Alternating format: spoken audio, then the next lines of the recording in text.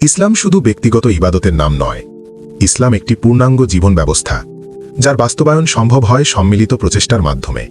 এই কারণেই দ্বীন ইসলামে জামাত অপরিহার্য। রাসূলুল্লাহ সাল্লাল্লাহু আলাইহি ওয়াসাল্লাম আমাদের শিক্ষা দিয়েছেন, জামাত, আনুগত্য, শৃঙ্খলা ও ত্যাগ, এই পথেই আল্লাহর দ্বীন প্রতিষ্ঠিত হয়। জামাত থেকে বিচ্ছিন্নতা মানুষকে আবার বিশৃঙ্খলার দিকে ফিরিয়ে নেয়। একজন একা ভালো হতে পারে, কিন্তু সমাজ বদলায় সংগঠিত মানুষ।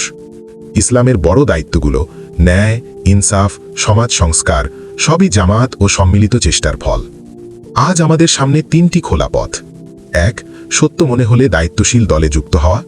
2. অন্য কোনো খাঁটি ইসলামী উদ্যোগে শরিক হওয়া। 3. নিজ উদ্যোগে ইসলামী আদর্শে সংগঠিত হওয়া। নিষ্ক্রিয় থাকা কোনো পথ নয়। আজ ইসলামী জীবন ব্যবস্থা ভেঙে পড়েছে। পুনঃপ্রতিষ্ঠার এই সময়ে বিভিন্ন জায়গায় বিভিন্ন দল কাজ করাই বাস্তবতা।